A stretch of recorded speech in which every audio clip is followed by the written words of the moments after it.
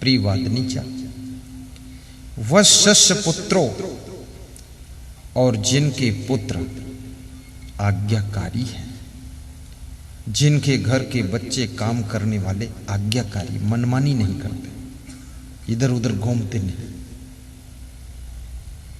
उस घर में सुख निवास करता। अर्थ करी च विद्या, और जिस घर के सभी सदस्य धन कमाने की कला जानते हैं, सबको मालूम, सब होशियार, सब सुंदर, सब विरु शरीरा, सब गुणज्ञ, धन भी अति धीरा, धन कमाने की कला, ऐसे घर में सुख निवास करता है। धन खर्च करने की कला तो सबको मालूम है, जिसको दे दो 2000 रुपये शाम तक खर्च करके आ जाएगा, लेकिन 2000 के 3000 बनाकर कौन लाने वाला है? खड़ा हो जाए इसमें से, वो आदमी होना चाहिए कि आपको 10,000 दिए गए हैं तो 10,000 के 11,000 शाम तक बनाकर लाइए।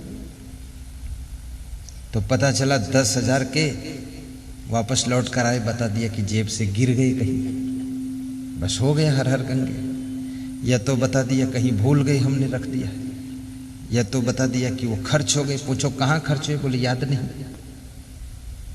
जुआ पे दांव पे लगा दिया जाकर। धन कमाने की कला, गंवाने की कला तो सबको मालूम है।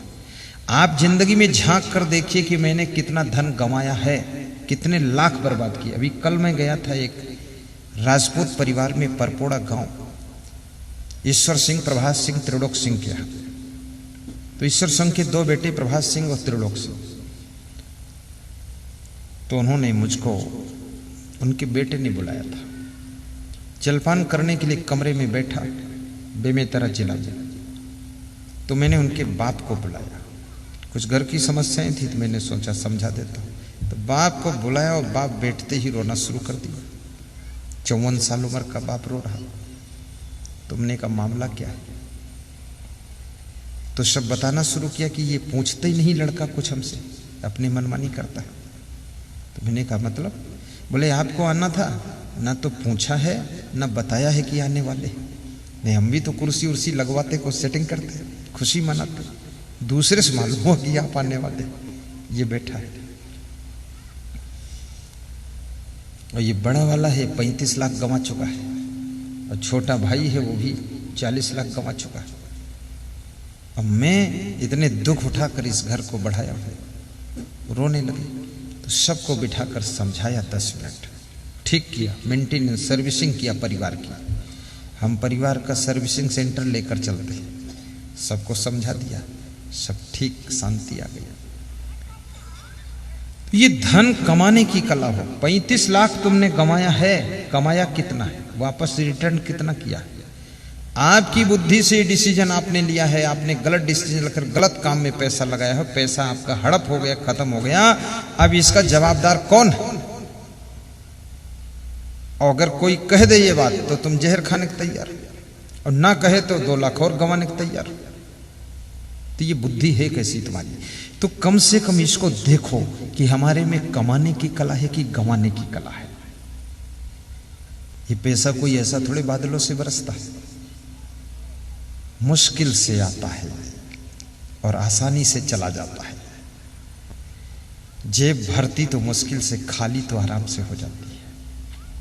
तो जिस घर के लोग धन कमाने की कला जानते हैं, महाराष्ट्र डिस्ट्रिक्ट धुलिया से फोन आया मेरे पास। बोले गुरुदेव आपके फोटो का पांव छूकर मैं आज गया था, और आपने कहा था नौकरी छोड़ दो, तो मैंने नौकरी छोड़ दिया।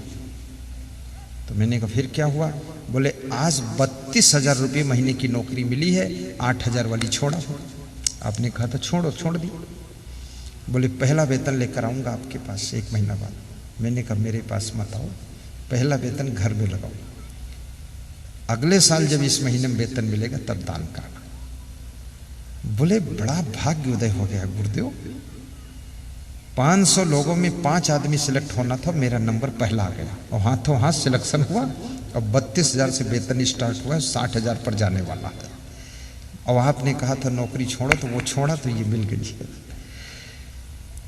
आप कहीं गलत जगह नौकरी कर रहे हो, उसको छोड़िए भी, उसमें फंसे रहोगे फालतू। आप लेकिन अच्छी जगह नौकरी पा गए हो तो कृपया वहां गम खाकर रहिए, नहीं तो वो भी नहीं मिलने वाली, ये समझ लेना।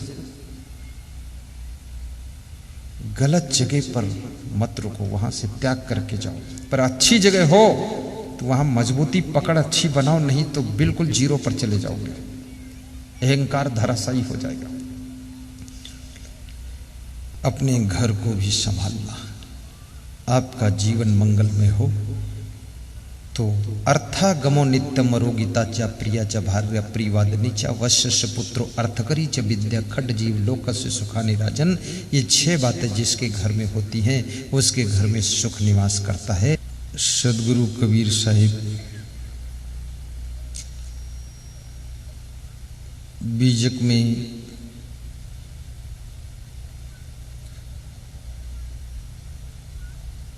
बहुत सुंदर बात कहते हैं, यहीं संबल कर ले आगे विषयी बाट, स्वर्ग विषान सब चले जहाँ बनिया न हाट। जिन जिन संबल ना कियो अस्पुर पाटन पाए, झाली परी दिन आथे ये संबल कियो न जाए।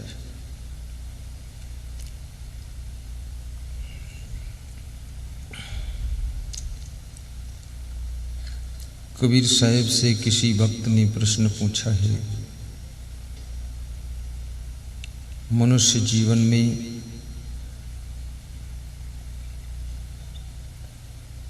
भक्ति करना चाहिए कि किसी दूसरे जीवन का इंतजार करना चाहिए, और किस उम्र में भक्ति करना चाहिए? तो कबीर साहब कहते हैं, यहीं संबल कर ले, इसी मनुष्य जीवन में भक्ति करो, सत्संग कर लो, आगे विषयी बाट। ये मनुष्य शरीर छूटने के पश्चात जो अन्यान्य खानियां हैं, अंडज खानी, पिंडज खानी, उष्मज खानी, वहाँ केवल विषय भोगों का मार्ग है। अंडज कहते हैं जो अंडे से जन्म लेते हैं, चिड़िया अंडज खानी। पिंडज जो पिंड से पैदा होते हैं, पशु। उष्मज जो मैल से पैदा होते हैं, जुआ है, खटमल है, चिलुआ है, गिंजाई है, मच्छर है, ये सब मैल से पैदा होते हैं, गंदगी से। जिसकी खोपड़ी में गंदगी होती है तो उसमें जुआ पैदा हो जाते हैं, उसका मैल ही कीड़ा बन जाता है। वो कीड़ा कोई अलग से नहीं आता है, जो मैल है उसी में प्राण आ जाते हैं, जीव प्रवेश कर जाता है और सब मैल ही जुआ बन जाता है। और जो उसमें जान आ जाती है तो वो काटना शुरू करता खोपड़ी में। कितनी महिलाओं की खोपड़ी में खूब जुआ काटते हैं, तो एक महिला दूसरी महिला को बुलाकर जुआ निकलवाती है, तो वो महिला ढूंढ ढूंढ करके और नाखून पर रख करके और दूसरे नाखून से ऊपर से दबाती है। चट की आवाज़ होती तो कहती मर गया है। ऐसा महिलाओं को करते हुए देखा गया है। अभी तो बहुत से केमिकल आते हैं, साबुन आते हैं, तो अब तो इनके बाल साफ रहते हैं। और बहुत सी महिलाएं बाल कटिंग भी अब करा देती है, छोटे करा देती है। और बहुत सी महिलाएं तो अजीब ढंग से कटिंग कराती है, बहुत सिस्टमेटिक और फैशनेबल, और तरह तरह से उसको मोड़ती है।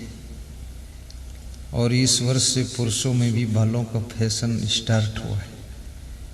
तो पुरुष लोग बीच खोपड़ी में बाल रखते हैं, बाकी चारों तरफ बाईपास रोड निकालते हैं।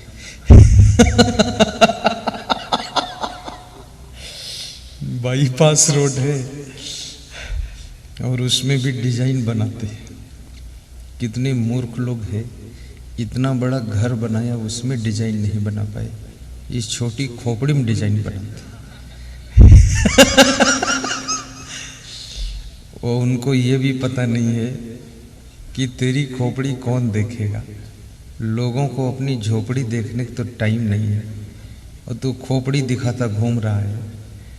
और वो और खराब भी लगती है, जो चारों तरफ से बाल बनवा देते हैं, उसमें डिजाइन बना देते हैं, वो बहुत बदसूरत लगती है, बहुत खराब लगती है। लेकिन कहते हैं कि जो आदमी मूर्ख बुद्धि का होता है वो इस बात पर विचार भी नहीं करता है, उस खोपड़ी के बालों में अटका रहता है। अच्छा, ये जो सैलून सेंटर वाले हैं ये भी होशियार है, ये भी उसी तरह की डिजाइन का फोटो लगा देते हैं खोपड़ी दूसरे की, और वो खोपड़ी फोटो में देखकर जो लोग जाते हैं वो कहते हैं मेरी खोपड़ी भी ऐसी बना दो। तो बोलते हैं इस कटिंग का थोड़ा खर्चा आएगा। बोले कोई बात नहीं, कितना आएगा? बोले 200 रुपये। बोले हो जाएगा, कम से कम खोपड़ी तो ठीक हो जाएगी। इनकी खोपड़ी सुधरने वाली नहीं, ये खोपड़ी अंदर से बिगड़ी है इसलिए बाहर खोपड़ी में डिजाइन बन रही है। अंदर से खोपड़ी चंचल है और ये खोपड़ी चाहे दुनिया के चारों धाम में घुमा लो, खोपड़ी नहीं सुधरेगी।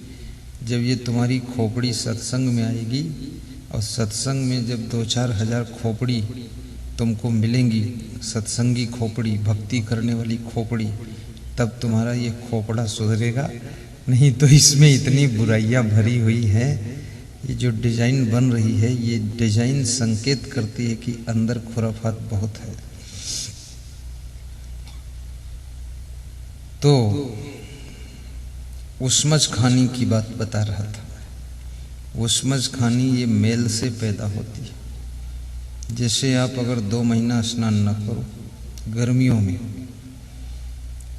तो आपके बदन में, ये त्वचा में सब छोटे छोटे कीड़े पैदा होंगे जुआ जैसे, उनको चिलुआ कहते हैं, और वह आपके अंदर काटेंगे। वो मेल ही कीड़ा बन जाता है, मेल ही कीड़ा बन जाता है।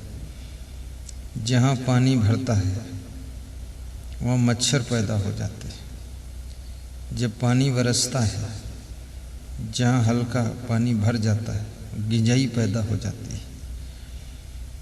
तो ये उस्मज खानी है। तुम्हारी खाट में खटमल पैदा हो जाता है। खटमल, खटमल मतलब मल माने मैल, खट माने खाट, खाट के मैल से कीड़ा पैदा हो, उसको खटमल कहते हैं।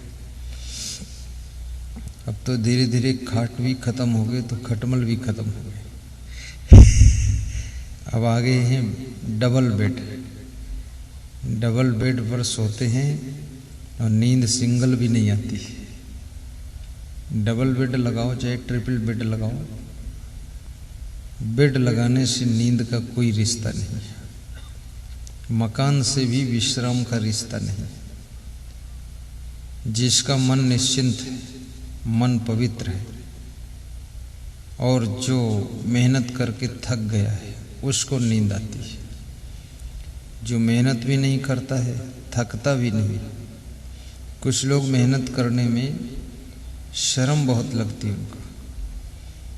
खाने में शर्म नहीं है, साबुन लगाने में शर्म नहीं, चप्पल पहनने में शर्म नहीं, चश्मा लगाने में शर्म नहीं, बाल कटिंग एक्टिंग कराने में शर्म नहीं, जीन्स की पैंट पहनने में शर्म नहीं, आधी साड़ी जमीन में लटकाए उसमें शर्म नहीं। काम करने में शर्म बहुत लगती। कुछ काम करना हो, झाड़ू लगाना हो, बर्तन मांजना हो तो बड़ी शर्म है। सोने में बिल्कुल बेशर्म, 10 घंटे पड़े रहेंगे, सोते रहेंगे। लेकिन पानी किसी को पिलाना हो तो शर्म लगती है, और खुद पीना हो तो पूरे बेशर्म है, सब पी जाएंगे, दूध भी पी जाएंगे, चुरा कर पी जाएंगे। और दूसरे को पिलाना है तो शर्म लगती है। ये शर्म नहीं है, ये बेईमानी है। ये काम ना करना बहुत बड़ी बेईमानी है। इस सृष्टि से सब कुछ लेते हो तो इस सृष्टि को देना भी तो पड़ेगा। जब से जन्म हुआ मकान में रहते हो तो ये मकान किसने बनाया है? आपके बाप ने बनाया होगा या आपके बाप ने बनाया होगा। तो तुम अब किसी के बाप बनोगे तो अपने बेटों के लिए मकान बनाकर देना पड़ेगा। नहीं दोगे तो कर्जा लद जाएगा तुम पर, क्योंकि तुम तुम्हारे बनाए बाप के मकान में रहे हो तो तुम्हारे बेटे तुम्हारे बनाए में रहेंगे। तुम बनाओ। जन्म से सड़क पर चलते हो तुम। सड़क क्या तुमने बनाई, लेकिन किसी ने तो बनाई। तो आने वाली पीढ़ी के लिए तुमको भी सड़क बनाने की फिक्र करना चाहिए।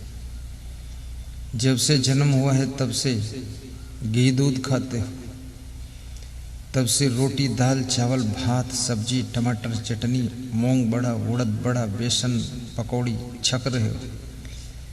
आने वाली पीढ़ी को इंतजाम देना पड़ेगा, तब उनके कर्जा से उर्ण हो पाओगे। ये ऋण लद जाता है। तुम जमीन लेकर पैदा नहीं हुए थे, तुम्हारे बाप ने 10 एकड़ जमीन तुमको दिया है। ये 10 एकड़ तुम्हारी नहीं है, तुम्हारे बाप की भी नहीं है, तुम्हारे बाप के बाप उसको दे गए थे, उसके बाप उसको दे गए थे। यदि वो जमीन बेच बेच कर तुम दारू पीते हो तो ये तुम्हारी मूर्खता है। वो जमीन आपको दारू पीने के लिए नहीं तुम्हारे बाप ने दिया है, वो जमीन तुम्हारे बाप ने इसलिए दिया है कि तू भी बाप बनेगा। तो जैसे मैं बाप बनकर अपने बेटे को दिया हूँ, ऐसे तू भी बाप बनकर अपने बेटे को दे देना। ये उड़ाने के लिए नहीं है, ये वापस लौटाने के लिए है। लेकिन लोग बुद्धि नहीं रखते, विवेक नहीं है, उल्टा पल्टा काम करते हैं। तो कबीर साहब कहते हैं यहीं संबल कर लो। कीड़े मकोड़े भक्ति नहीं कर सकते, साधना नहीं कर सकते। आप कितना ही समझाओ मच्छरों को कि किसी का खून मत निकालना, समझेंगी नहीं। उनको ये समझाइए कोई तुम डॉक्टर हो जो खून निकाल कर जांच करते हो खून की क्या। और सभी मच्छर डॉक्टर है, एक से एक डॉक्टर है और एक से एक उसका मॉडल है। कोई कोई मच्छर तो हेलीकॉप्टर की तरह डिजाइन में आता है, तुरंत सुई लगा देता है। कोई कोई बहुत छोटा है, छोटा डॉक्टर है, कंपाउंडर है, वो भी मारता है डंक। और होशियार इतना है, पहले कान में बोलता है। कान में इसलिए बोलता है अगर जाग रहा होगा तो हाथ चलाएगा, तो अभी थोड़ा इंतजार करना पड़ेगा। और कान में आवाज़ करूँ हाथ न डुलाए तो समझ लो सो गया, अब कहीं काट लो फिर ठीक है। इतना चालाक है। और उसके खोपड़ी भी छोटी है पर बेईमानी वो भी जानता है।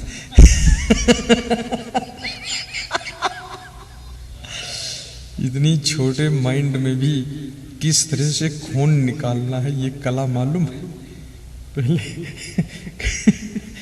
कान में आवाज करता है, तुम सोचते ये कान में क्यों कर रहा है। कुछ लोग सोचते हैं ये बुद्धि नहीं इसलिए कान में बोल रहा है। अरे काटना कहीं चुपके से काट लो, ऐसे डायरेक्ट कहीं चुपके से काटे तुम हाथ मार दोगे तो मर जाएगा। तो पहले चेकिंग करता है कि सो रहा कि जाग रहा है, इसलिए कान में आकर बोलता है। कान में आकर तुमको भजन सुनाता है कि अखियाँ खोलो सदगुरु बोलो, भोर हुआ मैं आया हूँ। भजन सुना देता है। और जब तुम कुछ भी नहीं हिलते डुलते हो समझ जाता सो रहा है, अब चाहे जहाँ से खून निकाल ले जाता है। तो मच्छर को कितना दया भाव समझाओ फिर भी ये नहीं समझेगा। सांप को ज्ञान सुनाओ कि किसी को डसना मत पर, डस लेगा तुमको ही डस लेगा, समझाने वाले को डस लेगा। शेर प्रवचन सुनकर शाकाहारी नहीं बन सकते, शेर प्रवचन सुनकर शाकाहारी नहीं बन सकते हैं, और कुत्ते सत्संग सुनकर ब्रह्मचारी नहीं बन सकते हैं। और दुनिया में जो मूर्ख होते हैं आदमी, वे भी कितना ज्ञान सुनाओ वे शाकाहारी नहीं हो सकते हैं, वो वही बने रहेंगे। दिन भर प्रवचन सुनेंगे, शाम को फिर एक मुर्गी लाएंगे। दिन भर प्रवचन सुनेंगे, शाम को बोतल लाएंगे। English beer, Bagpiper, whisky, Aristocrat, अति ठंडी। इतनी ठंडी शराब पीते हैं, दिमाग ठंडा होता ही नहीं, दिमाग में शीतलता। महा ठंडी बियर पी करके महा गरम गरम गाली देते। जब महा ठंडी पी ली तो कुछ तो शीतलता आनी चाहिए ना, तुम्हारा दिमाग भी ठंडा होना चाहिए। तो उसको रेफ्रिजरेटर में, फ्रीज़र में रखते हैं, ठंडी हो गई। और जितनी ठंडी चीज़ें खाओगे पियोगे, आपका लीवर डैमेज हो जाएगा, डाइजेशन सिस्टम बिगड़ जाएगा। इसलिए फ्रिज का पानी भी बहुत नहीं पीना चाहिए। अधिक फ्रिज का पानी पीने से कैंसर पैदा होता है। इसलिए अभी कैंसर बहुत शुरू हो गया जब से ये फ्रिज चालू हुआ है। कूलर की हवा ज़्यादा खाने से क्या होता है? जो होता है वो होता है, नहीं बताऊंगा क्या होता है। नहीं, कूलर की हवा कौन खाएगा? फिर कूलर बिकना बंद हो जाएंगे। लेकिन कूलर में जो होता है वो कभी नहीं होता, वो होता है। होने दो, हमें बला से होता, क्या करना। ज़्यादा एसी की हवा खाओ, पूरा शरीर बर्बाद हो जाएगा, पूरा शरीर बेकार हो जाएगा। कम से कम एसी की हवा लीजिए, पंखे की ले सकते हो। कूलर की हवा भी पानी के साथ आती है, उसमें बहुत बैक्टीरिया और कीटाणु होते हैं, प्रदूषित हवा है, शुद्ध नहीं। एसी की हवा कूलर से कुछ अच्छी होती है, लेकिन वो भी आपको एटमॉस्फेयर के अनुसार रहने नहीं देती है। बहुत एसी मत चलाइए, हल्का हल्का चला लीजिए। यहाँ तो एसी लगा ही नहीं है, एसी नहीं, यहाँ देसी चल रहा कूलर, सब तरफ से हवा चल रही है। और पशु, गाय बैल भैंस, इनको ज्ञान दो, ये समझेंगे नहीं। ज्ञान केवल मनुष्य के लिए है, और मनुष्य के लिए इसलिए ज्ञान है क्योंकि मनुष्य से बड़ा पशु भी अज्ञानी नहीं है। पशु बिगड़ता है तो उसकी बिगड़ने की भी सीमा है, उससे ज़्यादा वो बिगड़ेगा भी नहीं। आज तक किसी पशु को देखा नहीं होगा आपने, किसी भी पशु को, कोई भी पशु पंछी यदि हिंदुस्तान से पाकिस्तान जाना चाहे और पाकिस्तान से हिंदुस्तान आना चाहे, कोई चिड़िया जाना चाहे, कौवा, तो उसका भी जांच पड़ताल नहीं होगा, परमिशन की ज़रूरत नहीं है, वो जा सकता है। लेकिन आदमी एक देश से दूसरे देश जाना चाहे तो वीज़ा बनेगा, फिर इंटरव्यू होगा, परमिशन मिलेगा, जाओगे तो उस देश में फिर इंटरव्यू होगा, बहुत देर बाद तुमको अंदर जाने देंगे। क्यों? क्योंकि आदमी खतरनाक प्राणी है। बम लेकर पहुंच जाए, सचिवालय को उड़ा दे, विधानसभा में बम दाग दे, लोकसभा में बम फोड़ दे, सत्संग में बम फोड़ दे, इसका कोई ठिकाना नहीं बुद्धि का। बहुत धूर्त प्राणी इसको कहा गया है। और मनुष्य को ये भी कहा गया है कि मनुष्य से महान भी कोई दूसरा नहीं है।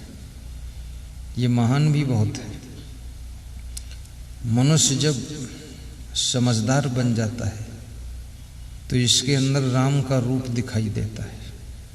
समझदार नारी सीता के समान दर्शन देती है, और नासमझ हो गई नारी तो सुपर्णखा बनकर घूमती है, नाक कान कटाकर फिर अपने भाई की गले कटाती है, उपद्रव मचाती है।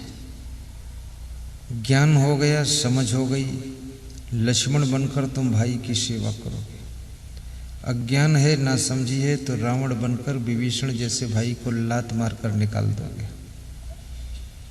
अच्छी बात सुनना पसंद नहीं, अच्छी बात जो कहे उससे नाराज हो जाते हैं लोग, और जो तुम्हारी बुरी बातों की भी प्रशंसा करे तो उससे तुम्हारी दोस्ती बन जाती है, और जो तुमको कहे ये बुरी बात है तुम्हारी, उससे तुम नफरत करते हो, फिर उसको देखोगे नहीं मुड़ करके।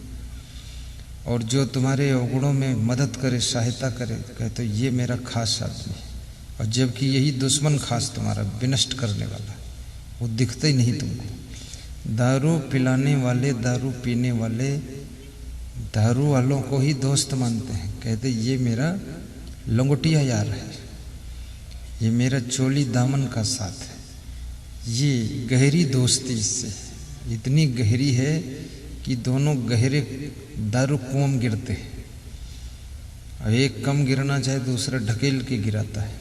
गहरी दोस्ती, दोनों गहरी बुराइयों में फंसे। ये दोस्ती नहीं है।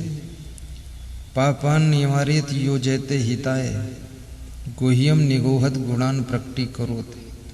जो पाप कर्मों से दूर करे, पुण्य के कार्यों में आपको लगाए, अर्थात जो बुराइयों से बचाए, अच्छाइयों में आपको प्रवेश कर दे, वह सच्चा मित्र होता है। ऐसे मित्र दुनिया में बहुत कम होते हैं। आपको ऐसे मित्र मिलते हैं जो लापरवाही सिखाते हैं, आलस्य सिखाते हैं, जिम्मेदारी छोड़ दो ये सिखाते हैं, सिखाते हैं काम ना करो, बस ये मित्रता है।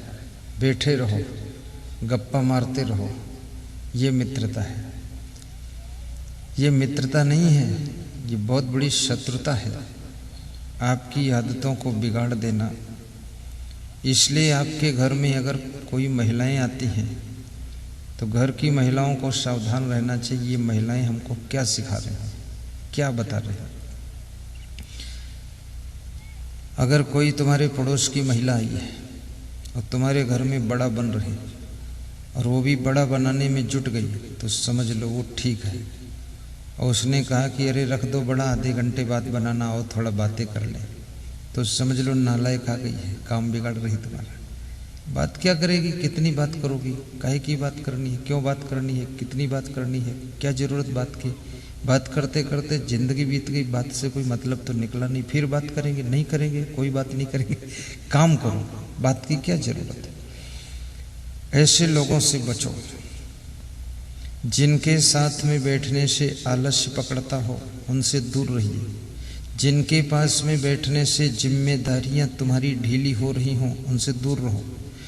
जिनके संपर्क से आपके मुख से गालियां निकलती हैं, उनसे बचो, क्योंकि वे तुमको भी गाली देना सिखा देंगे। जिनके संबंध से आप अपने से बड़ों से अकड़ना शुरू कर रहे हैं, जिनके सलाह से तुम्हारा मन उदंड होता जा रहा है, जिनकी संगत से तुम्हारे काम करने की रुचि खत्म हो रही है। पापान निवार्यत योजयते हिताय गुह्यम निगोहत गुणान प्रकटी करोति। मित्र वह है जो तुम्हारी छिपाने वाली बातों को जिंदगी भर छिपा कर रखता है, किसी से नहीं कहता है, और तुम्हारे गुणों को प्रकट करता है, गुणगान करता है, तुम्हारी बुराई नहीं करता कहीं भी।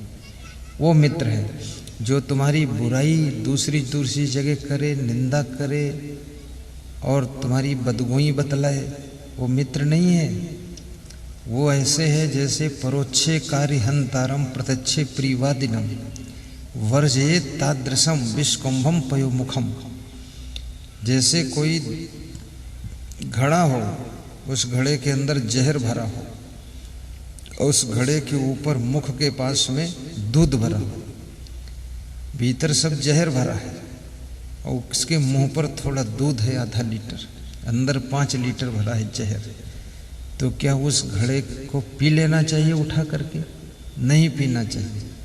चाणक्य कहते हैं उसको त्याग कर देना चाहिए, क्योंकि उसके मुंह पर ऊपर वो दूध है लेकिन भीतर जहर है।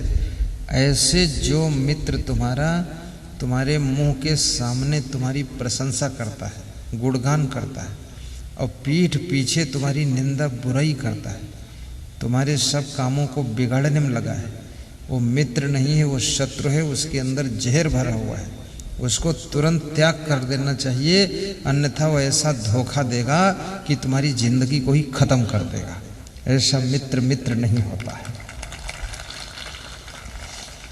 ये छत्तीसगढ़ में बहुत मितान बनते हैं, मितान बहुत यहाँ है, मितान और मितानिन, और बड़े सस्ते में मितान मितानिन बनते हैं यहाँ। एक नारियल दिया और बस बोले हम तो मितान हो गए, बोले मितान हो गए। और 2 साल बाद देखा दोनों उतान हो गए। वो मितानिन उतानिन पड़ी है और मितान कहीं उतान पड़े हैं। अरे चट्टा लो, ये तुम मितान उतान मत बनो। अपना काम करो जाकर। जितना